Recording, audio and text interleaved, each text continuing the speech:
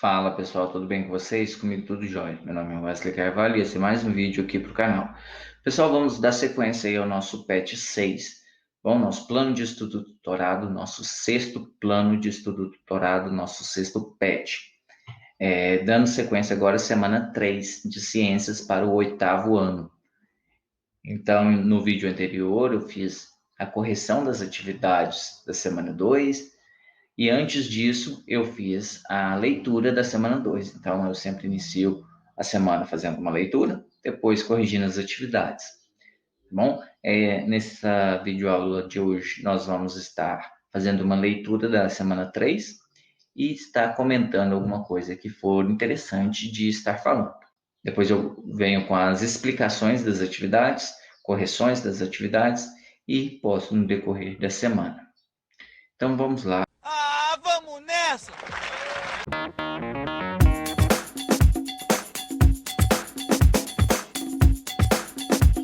Semana 3, unidade temática Matéria e Energia, objetivos do conhecimento, circuitos elétricos.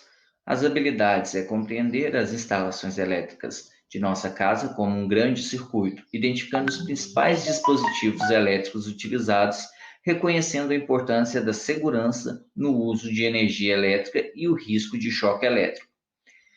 Conteúdos relacionados, energia elétrica e circuito elétrico. Ao final dessa aula, o estudante será capaz de entender e localizar as partes que compõem um circuito elétrico. Então vamos lá. O circuito elétrico, nas instalações elétricas de uma casa ou de uma empresa, o circuito usado tem uma complexidade muito maior. Seus componentes podem ser organizados de 3 modos: em série, em paralelo ou de forma mista. O circuito elétrico conectado a uma série é aquele cujos componentes estão organizados seguindo uma sequência. A corrente que passa por todos os componentes é sempre a mesma. Existe um caminho para a corrente elétrica. Assim sendo, se a lâmpada for retirada ou queimar, todas as outras apagarão, pois a passagem de corrente elétrica é interrompida. Exemplos: lâmpadas de árvores de Natal, um exemplo que é o pisca-pisca, né? Então, nós temos uma corrente elétrica que passa por todas essas lâmpadas, a mesma corrente elétrica, né? Se em algum ponto não houver essa passagem de corrente elétrica, todas vão parar de funcionar. No circuito elétrico ligado em paralelo, 2 ou mais componentes estão ligados paralelamente entre 2 pontos em comum, como as extremidades de uma pilha ou um gerador, por exemplo. Nesse caso, a corrente que passa por um de seus componentes poderá variar. Essa variação de corrente depende da resistência do componente ligado ao circuito. Se um dos componentes for afetado por um curto-circuito, por exemplo, o outro continuará funcionando normalmente. O exemplo disso é o funcionamento de aparelhos elétricos e das lâmpadas de uma sala que funciona de forma independente. Se uma lâmpada queimar ou for retirada, isso não afeta o funcionamento dos demais aparelhos. O circuito elétrico misto é aquele cujos componentes, inclusive pontos de consumo, lâmpada ou qualquer aparelho elétricos, estão conectados tanto em paralelo quanto em série a um gerador. Quer dizer, componentes estão dispostos tanto na sequência do outro quanto em paralelo em relação ao outro. Podemos ver tal circuito em uma sala de aula onde as lâmpadas em fileiras estão ligadas em série. Uma dessas for retirada, as outras da mesma fileira não desligarão. Nós podemos utilizar esse exemplo na sua sala de aula, por exemplo, né? Onde temos várias lâmpadas e vocês conseguem ligá-las todas ao mesmo tempo em um mesmo interruptor. Pode acontecer de uma ou outra queimar e as demais continuarem funcionando normalmente. Observação: o curto-circuito é um fenômeno que ocorre quando há passagem de corrente elétrica acima do normal pela fiação e as resistências não são capazes de conter a energia. Esse excesso é convertido em calor, podendo derreter o fio e danificar o circuito. Isso faz com que os aparelhos que estejam conectados a esse parem de funcionar instantaneamente. Muitas vezes esse fenômeno é causado por motivos internos, tais como compartilhamento de vários aparelhos em uma só tomada.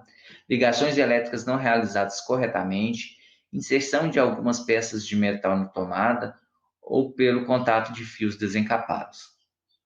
Em alguns casos, o curto é seguido além do choque elétrico em pessoas que estejam próximas por faíscas e até mesmo explosões, podendo causar incêndios devido à força com que a energia elétrica se dissipa naquele ponto. Em uma residência, sempre há a possibilidade de ocorrer um curto-circuito por razões já citadas.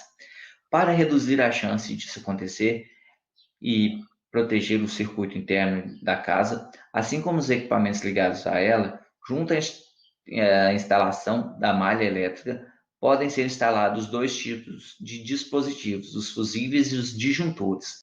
A função deles é, ao detectarem um aumento de corrente elétrica, interrompem o fluxo de energia, evitando que algum problema venha a ocorrer. A diferença entre esses dois dispositivos é que o disjuntor desarma com a sobrecarga, podendo ser ligado manualmente em seguida. Já o fusível é queimado e deve ser substituído por um novo. Então, pessoal, nós temos que nos atentar a isso, tá bom? Não ficar ligando vários aparelhos à mesma tomada. Às vezes nós temos costume de colocar um T num T, né? Tipo, você vai lá, coloca um T na tomada para conseguir colocar 2 ou 3 fios e depois você encaixa um outro T naquele T que já está encaixado naquela tomada para poder ligar mais uns dois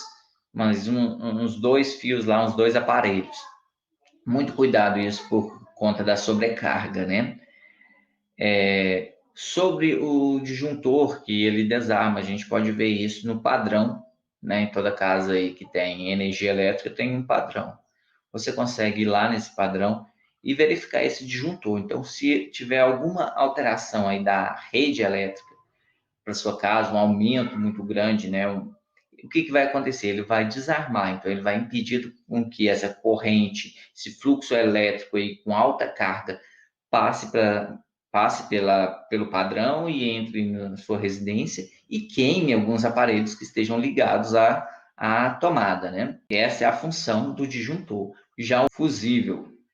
Esse fusível, o que vai acontecer? Qual que é a diferença deles? Se houver uma sobrecarga, o fusível ele vai queimar, então ele queima primeiro, interrompe aí o fluxo de energia para não queimar os outros aparelhos, né? E o disjuntor, o que vai acontecer? Ele apenas vai desarmar e impedir com que passe essa corrente elétrica. Bom, então aqui na semana 3, a leitura era essa, era mais para vocês entenderem as diferenças de um disjuntor com um fusível, entender aí os perigos que podem ocorrer, entender o que é um curto-circuito e como esse curto-circuito pode acontecer nas residências ou empresas, entender também que nós estamos cercados por materiais elétricos, então é importante nós sabermos utilizá-los. Bom, eu vou ficando por aqui, por hoje é só, até mais e fui.